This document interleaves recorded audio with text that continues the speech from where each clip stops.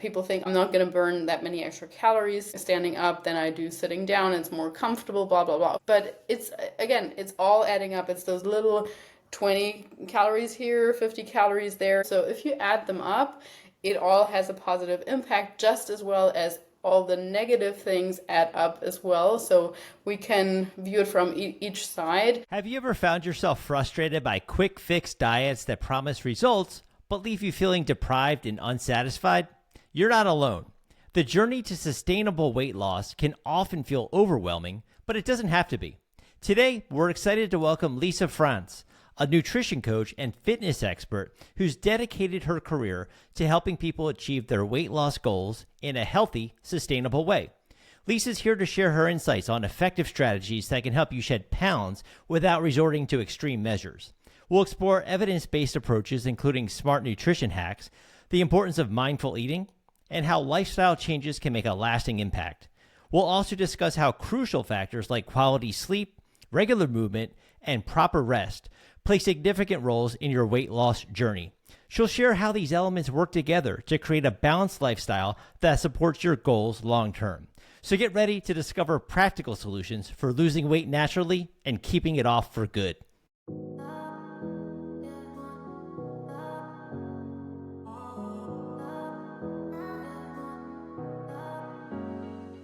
Hey, good afternoon, Lisa. Thank you so much for taking the time to join me today. Well, it's my absolute pleasure to speak with you, Joe. I'm excited to get into this conversation.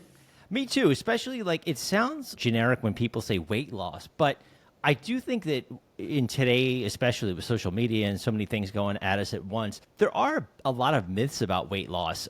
What, in your opinion, would be like the biggest myth common amongst, our listeners that might be holding them back?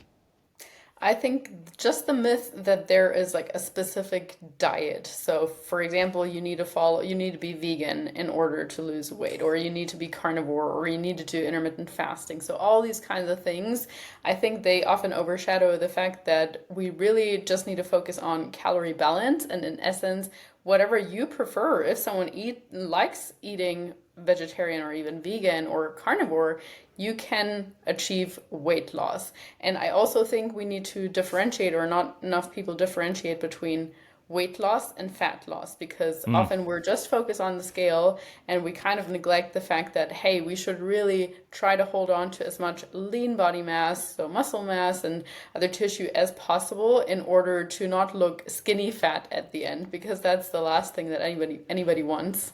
That takes me back to high school, skinny fat. You see the guys, totally like the term I heard so much in high school. And we often even see people that have gone through some changes, and you're like, you don't look that much better. You just kind of look like an air balloon where you got a little bit of air out, and that's about it. In the end, I think what everybody wants is to look shaped or defined, or to have some texture, and that the only way to achieve that is to be doing some strength training or resistance training at the same time, and that can look different for everybody. It can even just be some body weight exercises. It can be hard out gym training, whatever you prefer, but we need to set a stimulus in order for the body to hold on to some of that lean body or of the muscle mass while we're dieting, and so that it gets rid of just the muscle or mostly muscle and not a mixture of both. Oh, totally. And you said whatever they like if they're a vegan or they're in the carnivore thing. I noticed in my experience, some people seem to just effortlessly shed pounds. It just drops off them. And other people seem to struggle. And at least if they're telling me the truth, they're sticking to whatever they're being guided to eat. Why do you think that is, that some people struggle and some people seem to just shed it? Oh, that's a great question. I think there are a number of reasons. We do have to acknowledge a small genetic component. I do think sometimes that's a little bit overvalued, or people almost use that as a shield and say, oh, everybody in my family is big boned, or everyone in my family loses weight or has issues losing weight, and so on.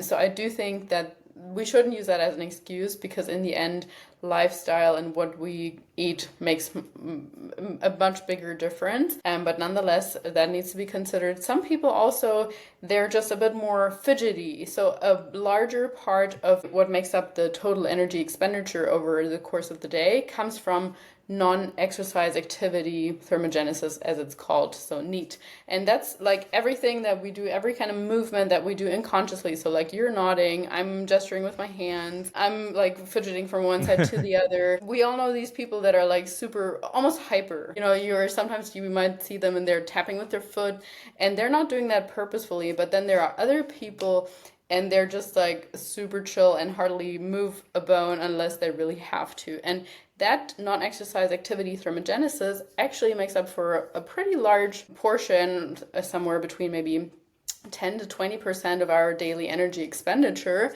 And so if someone is more of the fidgety type, that's obviously very beneficial for losing weight more easily. Or if you just have a more active lifestyle, taking care of your kids, of the grandparents or whatever, that helps as well. But aside from that, I do think that even just how we approach food, in the sense of, do we see it as something nourishing? Do we think about it all day long? Is it something that we have a negative connotation with? So there's more and more research coming out about how the beliefs that we have about food, how they actually do impact how our body responds. So not just like how we think it holds us back from weight loss or not, but also literally how our body responds. So for example, there was a study done with 2 milkshakes. So essentially they said to the one group, this is a really low calorie milkshake. It's basically just a protein shake, has like 120 calories or whatever. This is really great for you. And the other one, they said, this is like, your Dairy Queen type of milkshake. It's like 500 and whatever calories. Enjoy it. It's more like a treat. Both milkshakes had the same exact amount of calories, but the one where people believed I was lower, that it had a different response in the sense of how satiated people felt or how energized they felt, how much they enjoyed it. So their leptin and ghrelin, hunger and satiation hormones, were affected differently than the group where they were told, this is a really high calorie drink, you better savor it because that's essentially a meal. And people were like, oh, I'm kind of fearing that. So there are so many components. To answer your question in just one thing is quite difficult, but I think it has to do with a lot of things. And the last one being also food quality. While I, of course, also teach and preach and believe that calories and energy balance is like the most important thing when it comes to whether we lose weight or not, because no one can define physics. I do think if we mostly eat whole foods, so 80-90% of the things that we eat coming from single ingredient foods or foods that have minimal ingredients, let's just say things like fish and meat and potatoes and vegetables, or maybe some things like oats, minimally processed and so on. And then just a few 10-20% of the other foods that you consume coming more from more processed things. That could be your protein bar, it can be some ice cream or your glass of wine, whatever you want. So, and the reason why I think that really impacts how somebody loses weight, if it's quicker or not, is because we're going to stay so much more satiated on a diet that is mostly whole food based, and it's also going to contain more fiber. And so if we have more fiber in the diet and more protein in the diet as well, that has a higher what's called thermic effect of food, so another component of our daily energy expenditure. And the thermic effect of food means your body simply burns more calories processing that versus something that's already pre-processed. So let's just say you have a protein bar for 200 calories, has a bit of protein, has a bit of fat, has a bit of carbs, or you have a little bit of chicken breast and a little bit of vegetables and some rice or potatoes for the same amount of calories and the same amount of macros actually. You're going to be more satiated with the whole foods, very, very likely, especially something like potatoes or chicken breast or egg whites, a very high satiety index, than you would be on the protein bar. So if you just eat more processed foods, it's gonna feel harder to diet. And I think we also underestimate, again, like how we feel throughout a diet. If someone constantly thinks, oh no, I need to lose weight, I hate this is terrible, why am I on this meal plan? That's gonna affect your whole physiology, your mind, your emotions, and your mental state throughout the diet versus someone who's like, this is okay, I'm a little bit hungry, but I actually enjoy what I'm eating and I'm just grateful I'm losing weight and can still fit in a brownie once a week, but generally speaking, I'm going to eat healthy. So, yes. So basically 80-20, 90-10 of the whole foods versus the treats, so to speak. Yes. Yes. I That's a think good that's a pretty balance. good guideline. If we focus on that consistently, I think that's a pretty good guideline. What grabbed me was, people that fidget or people that, right? Is that essentially like burning calories or It is, yeah, it yeah. is. And I mean, just also it has, if we move more throughout the day, as Movement, opposed to yeah. being sedentary all day long Sure. and then just getting one movement in, it has a different response or affects your blood sugar regulation differently. So there are also studies showing that, for instance, if you go for 3 10-minute meals after your 10-minute walks after your meals, as opposed to one longer 30-minute walk, the 3 10-minute walks are slightly more beneficial, just in the sense of it helps you digest better. It helps kind of like get you woken up a little bit more again, and then you sit down and do your work again. And then, so it's just our body doesn't like to be sedentary and completely still for 8 10 12 hours, however long people sometimes work and sit. Yeah, so it's very like European almost. A lot of Europeans are taking those walks and Americans seem to not. Well, it is. I mean, I think it's so sad because a lot of the infrastructure simply is not laid out for that. And unless you live in a city, let's just say New York or Chicago, or I'm not too familiar with downtown LA, but in most cities are really not laid out for with great crosswalks, or even just in a nice area where you would feel comfortable. You have to go to a park, and that's about it. Whereas European cities are sort of like, oh, I can't actually take the car through this, or I don't have a car, so I need to walk there, and it's more of like a necessity almost. Yeah, absolutely. Like for people listening, a lot of them have tried, diets, these sort of crash diets, and they often fail, I feel, for whatever reason it might be. What do you think people can take from those quote unquote failures to sort of find like a lasting success at trying again? First of all, I should probably say that I have also tried very, very many diets before I finally learned about, hey, energy equation, calorie balance is sort of the most important thing. So I tried paleo, low carb, low fat, and I felt so frustrated with it just because I thought I just couldn't believe that I would have to suffer through all this, not living a life that I truly enjoyed, and in the end, still not having the body that I really wanted. So, for example, I like literally remember standing in a food court in Thailand, traveling, and I had just done like a morning workout in a CrossFit class at the time, and I went to this food court and I started crying because I literally thought, okay, I can't eat anything deep fried. I can't have the rice here. I can't have this. I was like, there's nothing left for me to eat. So I couldn't enjoy my time in Thailand as well as I would have liked to. At the same time, I was hurting my body because I didn't actually fuel it. And so I truly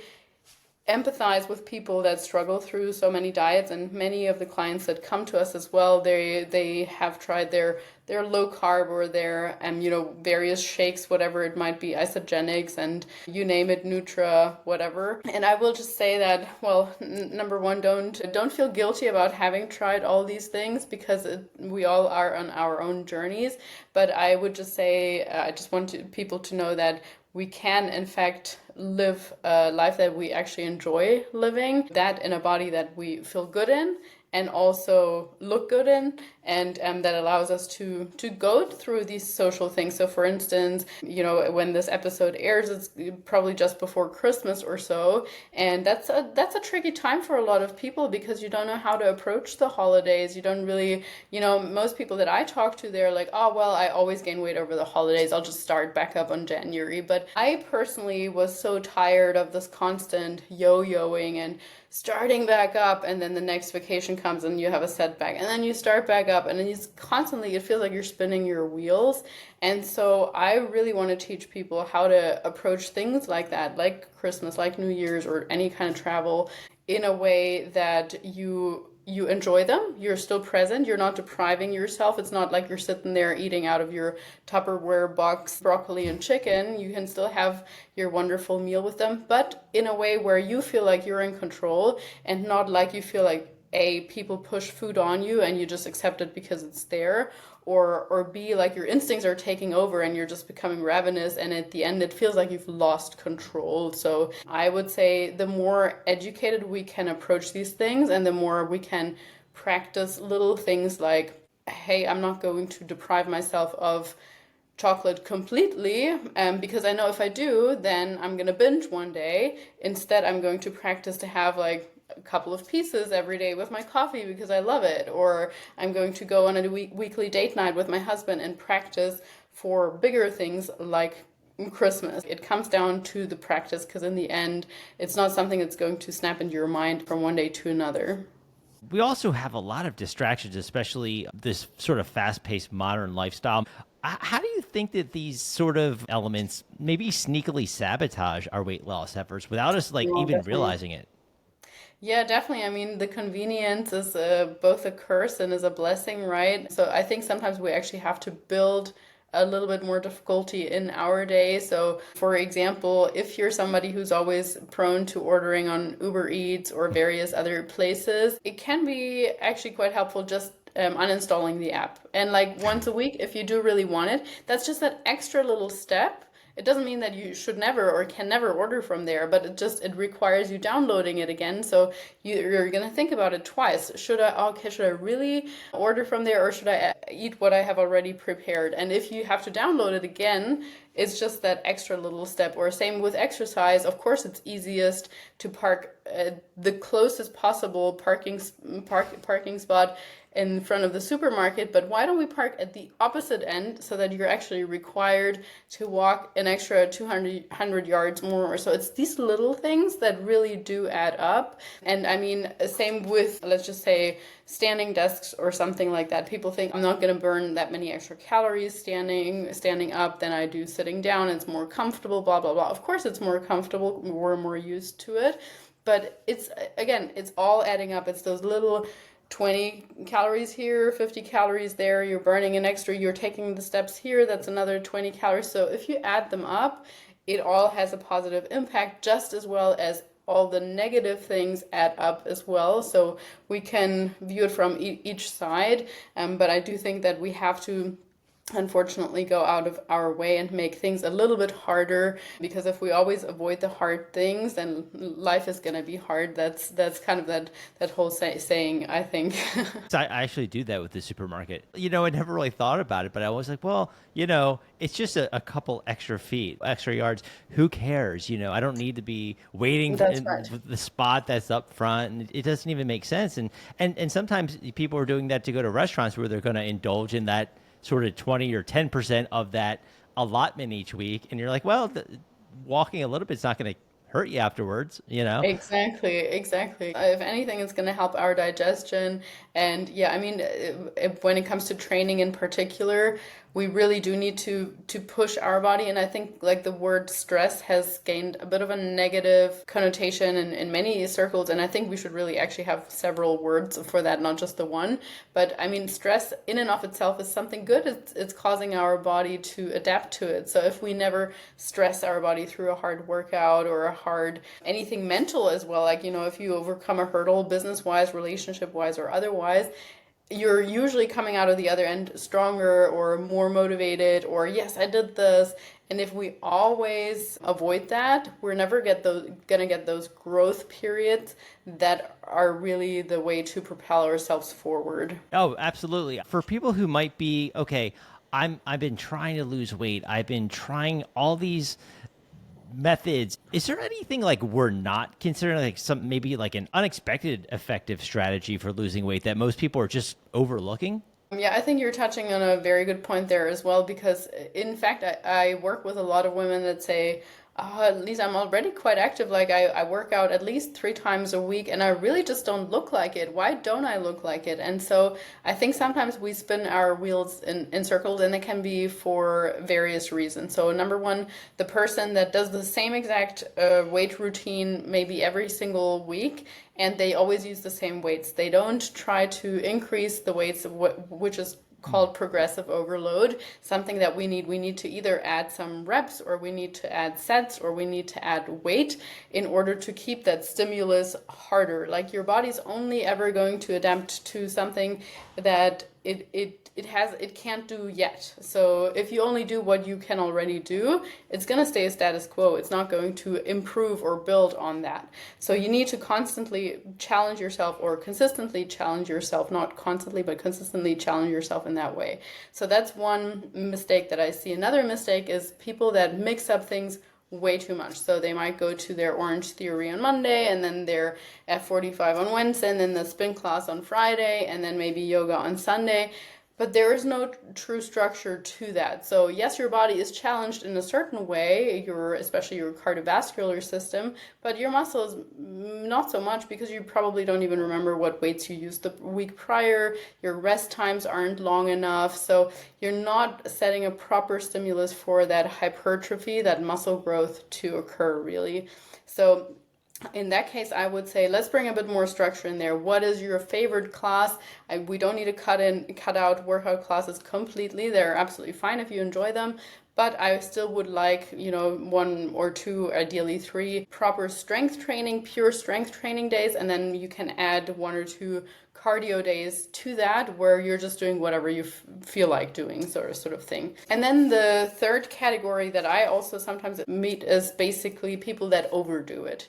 So they might be working out 6 days a week or not taking any rest days at all.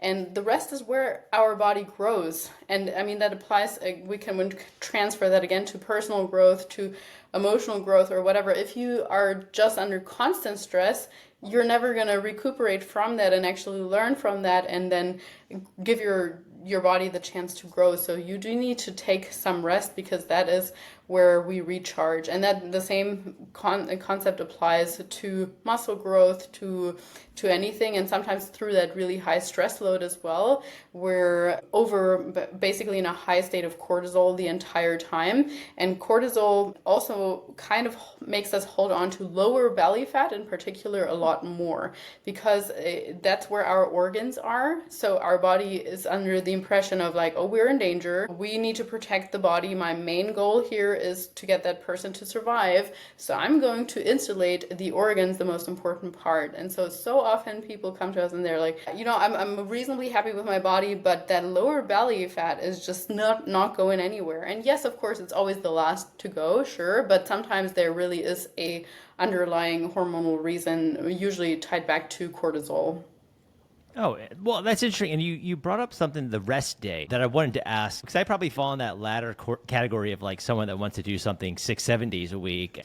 When you do the rest day, is it completely off, or is it, oh, you can still do a half-hour walk, or I know you mentioned like the 3 10-minute walks after the meals are more effective, but for someone who's like, okay, it's very hard for me to give up one day and just I feel lazy, or I feel just blah, right? What would you suggest that person does on day 7?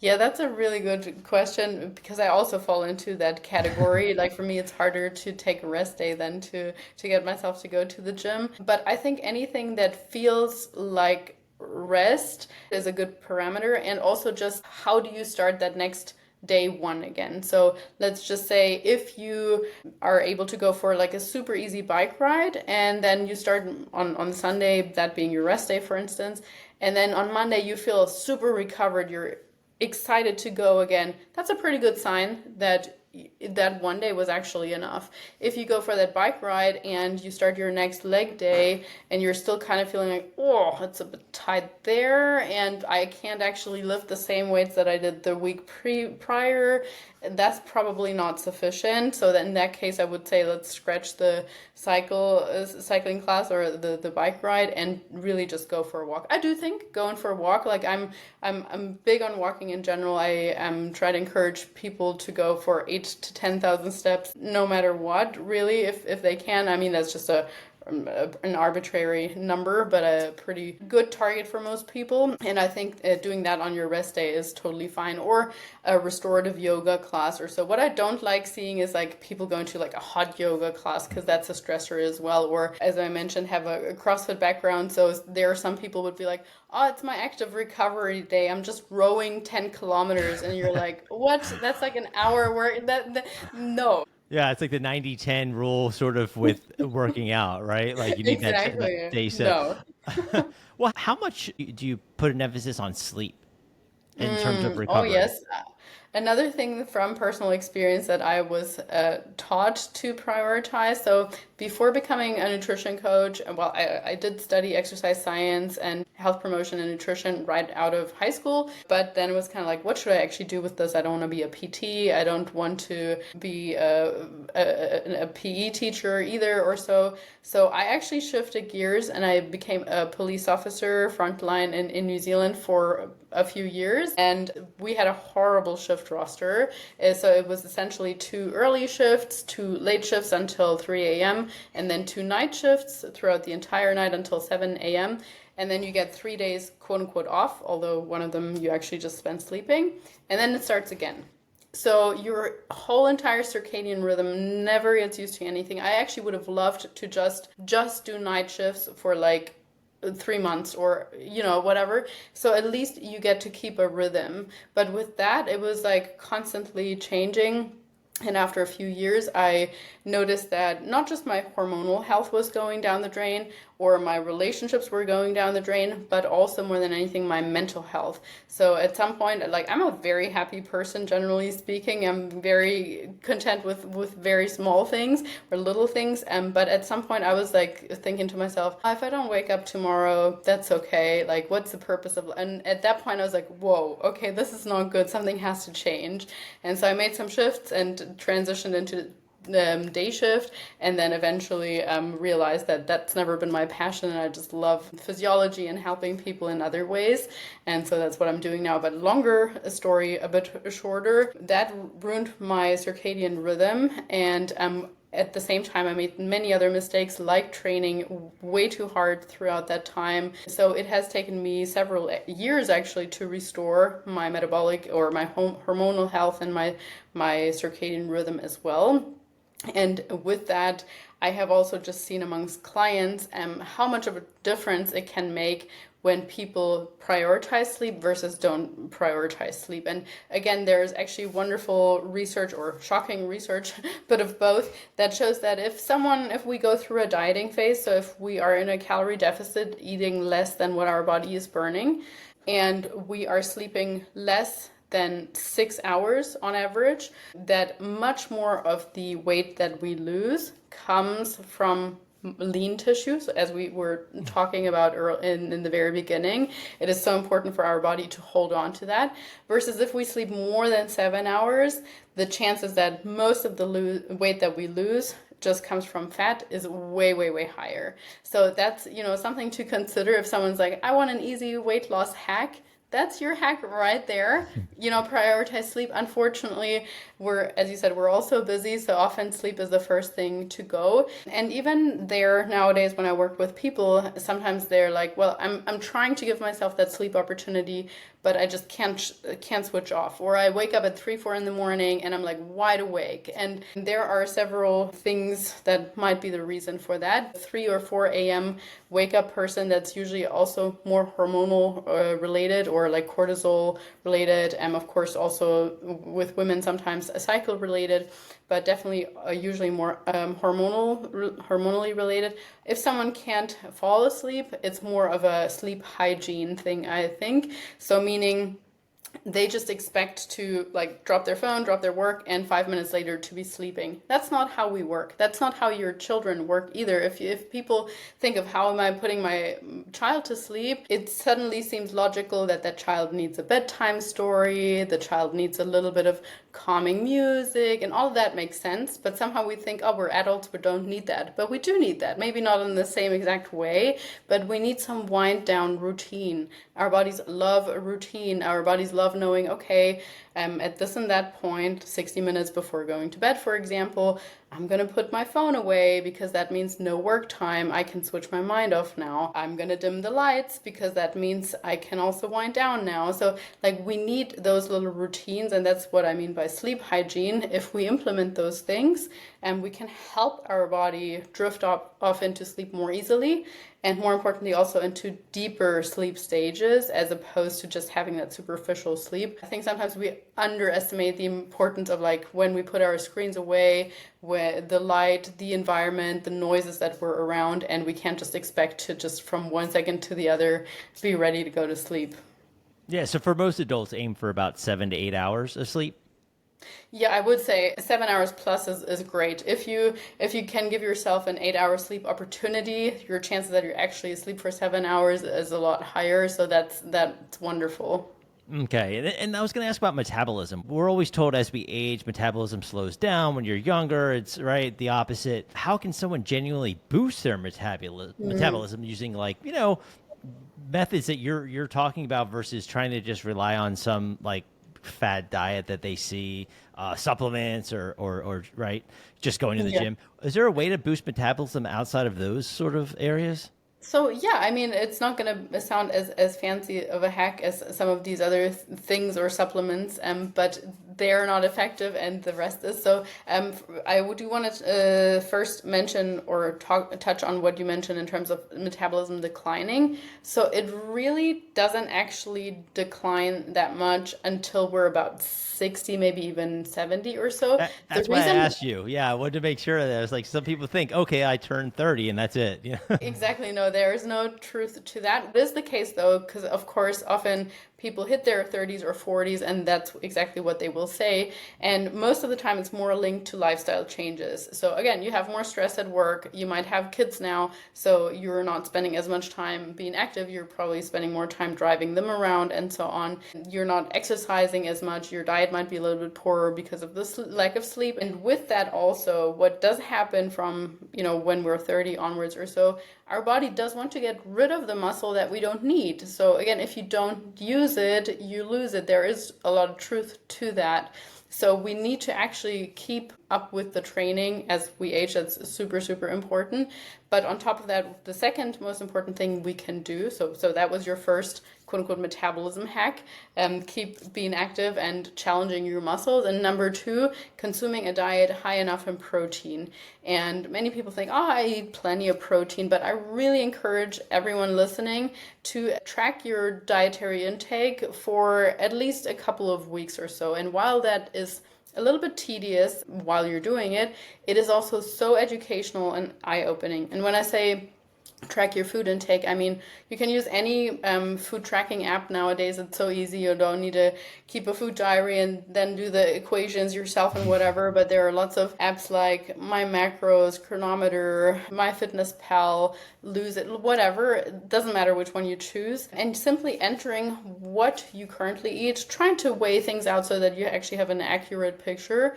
And you might be surprised. Like for instance, I also thought I was eating a diet high in protein. So coming at that point, I was coming out of a paleo diet when I first started tracking my food. I don't know why I don't look more defined than that. I work out so much, I eat so well, and I started tracking my food, and I was like, oh, wow, I am actually eating way too many calories through fat, because it was like olive oil on this, some seeds on that, and then some salmon here. So lots of healthy fats, but they add up very, very quickly as well. So that was part number one of my learning experience. And part number two was, oh, okay, well, I'm actually only eating about 100 grams or so of protein, which is not enough, but that's 3/4 or less of what I should be eating for my height and size. And so most people that start working with us as well, they're like, wow, I didn't know I was eating way too little protein. So it's so easy to come across carbs and fats in our modern diet, but protein is just harder to get by. So if we prioritize those two things, strength training or resistance training and protein intake, those are two incredible quote unquote hacks for your metabolism. The third one we also just talked about was sleeping. And apart from that, the non-exercise activity thermogenesis, so walking, being more active throughout the day, would be my fourth hack. The fifth one, I mean, there's lots of little ones that you can add in, but they are not going to make nearly as big of a difference as all the other ones that we already said if we throw in the whole foods in the mix there. Of course, you can help your metabolism a little bit if you consume things like cinnamon or spicier foods. They kind of have shown to boost a little bit as well, but we're talking about like 0.01% of a difference here, if that, perhaps. Green tea and coffee as well, they're just supposed to kind of ramp up your metabolism a little bit as well, hence why in most fat burning products there is usually some form of caffeine in there. But yeah, overall I think that's really it. There's nothing fancier about that than really the focusing on the overall calories. And I would say the biggest thing that holds people back outside of that is really just that constant yo-yoing. Because I mean, that's like if you injure yourself over and over again. So you're trying to get into a good exercise routine and then you injure yourself. You get into an exercise routine, you injure yourself. When you think about it in that way, it makes a lot more sense to people in the sense of how they're being held back than if you just say, hey, you're yo-yoing, or you're constant, I'm on vacation, I'm not, it's holidays, it's not. That is just, you're not going to get anywhere. On the contrary, most people pile on a pound or two every single year, and that accumulates, and that leads to our obesity epidemic. Yes, on that intermittent fasting. We hear it all the time. Do you think it can truly help with weight loss, or do you think there's something there when it comes to intermittent fasting? Well, I mean, people have been fasting for probably as long as we have existed, right? In some way, shape, or form, whether it was consciously or purposefully or not. I mean, hunger periods when there was simply no food around, that's kind of a negative way of fasting as well. But then later on, more for like religious reasons and so on, where it became a little bit more, I'm going to clear my mind, I'm going to do this for whatever deity I'm believing in. But even in the sense of health, I mean, doctors have quote unquote prescribed fasting for many centuries now, just in the sense of giving the gut a bit of a break or so. But nowadays, when we talk about fasting, we often think more of intermittent fasting, exactly as you say, which is usually more associated with the 16-8, so 16 hours of not eating, 8 hours of eating, or some people do 20-4. Some people do alternate day fasting where they eat one day and they don't eat another day. Sounds absolutely horrible in my opinion, but Yeah, I agree. each to their own. What benefits I have seen with intermittent fasting in some of my clients is that it simply helps them shorten the eating window. So some people say, once I start eating, I think about food a lot more the rest of the day than if I push that first meal a little bit out, or if I stop eating earlier, and then it's out of my mind, and I'm like, boop, okay, it's it's not 9 o'clock or 10 o'clock yet. I'm not eating yet. I'm just still busy bringing the kids to the school and so on. So there really are different types of people. Some people, they wake up and they're starving and they want to eat something, and I'm like, you should not be intermittently fasting. That usually isn't good for your hormones. You would just be miserable throughout that time. And I tried to squeeze myself into that category for a little while when it first came out, and I was like, oh, I need to try this. But yeah, it was just, I was actually feeling lightheaded and I couldn't focus very well at all. But anyway, so other people, they wake up and they don't even want to think about food, or they're just so busy with other things that it would just be shoved in and it doesn't really serve them anyway. So those people, if they're not necessarily working out in the morning or so, for those people, I would say, go ahead, by all means, you can delay your first meal.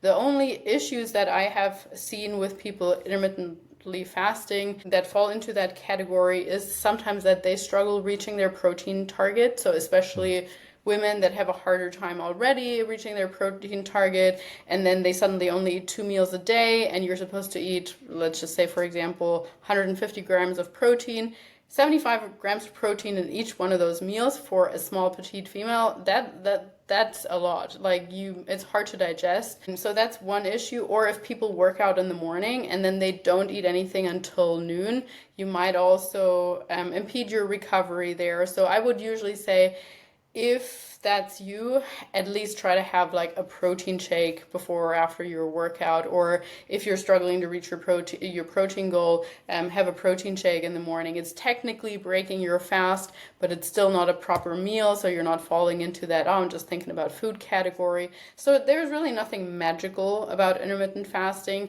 but it can be a strategy for some people to keep their calories in check, as opposed to having 5 or 6 or 7 meals that they eat in a day. Yeah, someone had told me one time, when you're done eating your dinner, go and floss and brush your teeth. That's a Because good it's strategy. right, because some people, my dentist tells me brush 4 minutes at night, 2 in the morning, whatever. Your floss, it could be 10 minutes here, right? And then have to do that again just because you wanted a cupcake. You might think, Uh, oh, Absolutely. It's just another hurdle, like we were talking earlier about Uber Eats, any kind of yes, hurdle you delete can the put app. in between you and a temptation, very good.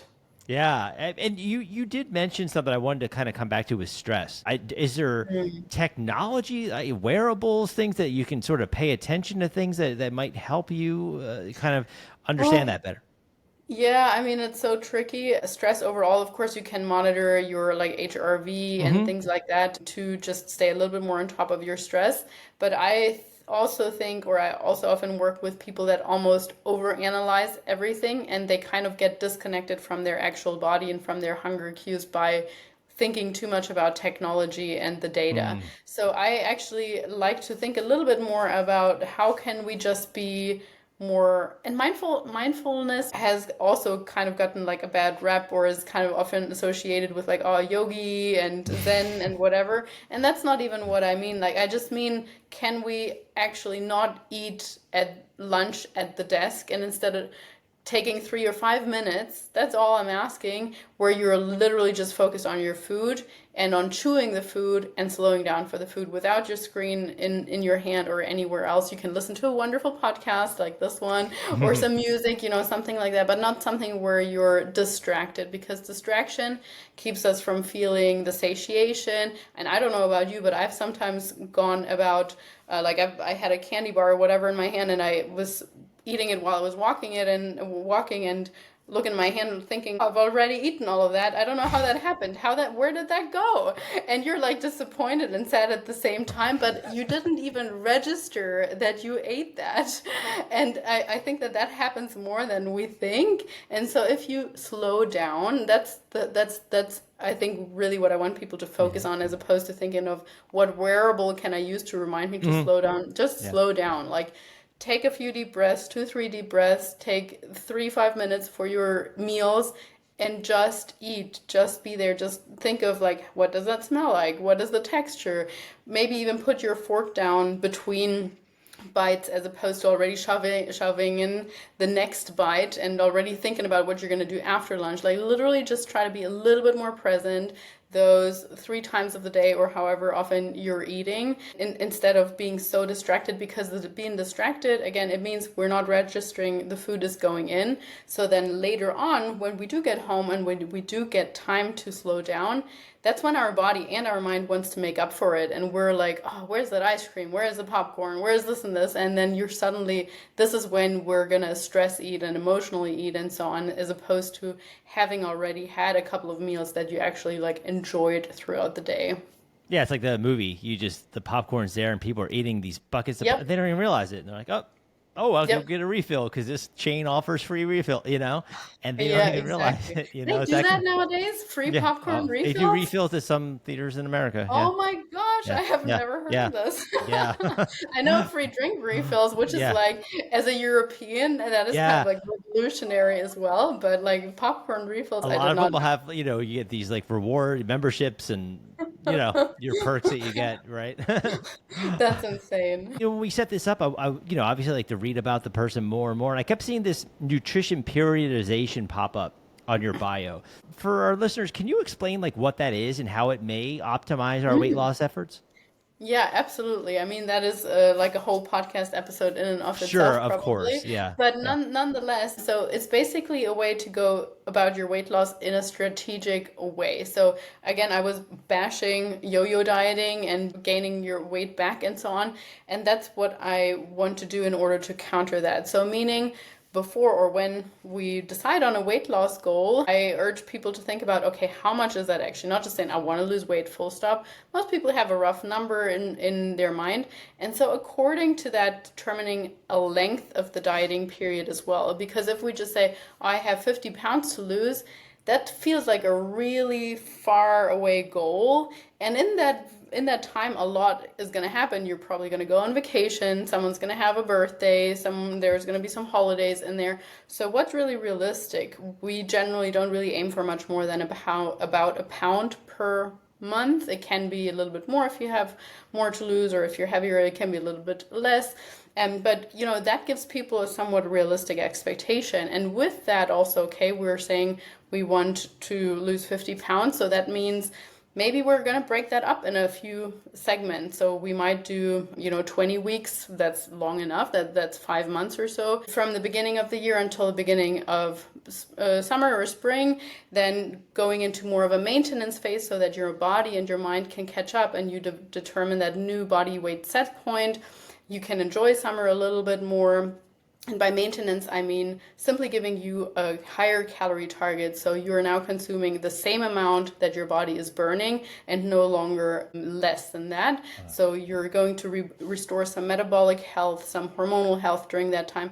And then at the end of the summer, you're like, okay, it's good. We're transitioning into sweater season anyway. I feel restored now. Can we do a little bit of weight loss phase? So we're going to go into another weight loss phase maybe until Thanksgiving. And then again, having another maintenance break. So just determining when we're going to do what. And when we get to the end, the important part, the probably most important part here is also that I don't just say, hey, Jenny, we've reached your weight loss goal now. Good luck. See you later.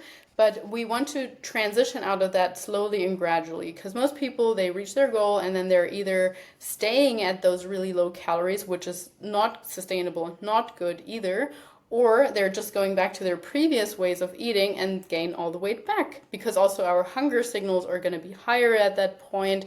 Your body wants you to gain the weight back, so it's a lot more challenging.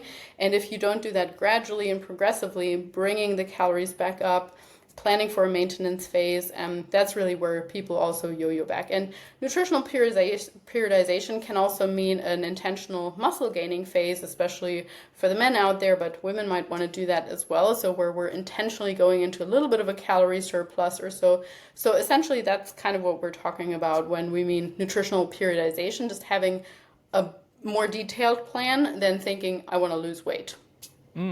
That sounds very interesting. Yeah, maybe we should do another podcast just about that topic. Well, it would be my pleasure. Right? So if you had to like offer like one piece of advice for people to, sort of achieve like natural and lasting weight loss, what would you tell that person? So first of all, I would say if you're not where you want to be in terms of your body, don't give up. That would be the biggest advice, because there is a way of achieving that. That's just from my own personal perspective of feeling like there's got to be more out there. But the second one is really just what we were talking about in terms of the quote unquote weight loss hacks earlier. Resistance training, protein intake, focus on your overall calories, learn a little bit there, maybe track your food for some time or work with someone if you want some external accountability, and focus on those 80-90% whole foods, and you're going to do a lot of good to your body if, and that is a big if, you execute on those things consistently. Because like I'm so big on consistency. I think most people, they focus too much on the extremes, on the intensity, when it's really much, much more about the consistency. Yeah, I mean, gosh, you've given so much like amazing knowledge and insights here. So for our listeners that want to connect with you and learn more about your work, what's the best way to find you? Absolutely. And yeah, I would love for people to even just drop me a message or whatever saying that you heard me on this podcast here. So on Instagram is probably where I'm most active. My handle there is Nutrition Coaching and Life. That's also the name of our website, nutritioncoachingandlife.com. It's the name of my YouTube, and I'm also on LinkedIn, and the name of my podcast is the Nutrition and Life Podcast. Yeah, I mean, you just have a lot of really useful information for people. So thank you. That means a yeah, lot. no, absolutely. Like, thank you. Thank you for your time. It's been great to talk with you. My absolute pleasure.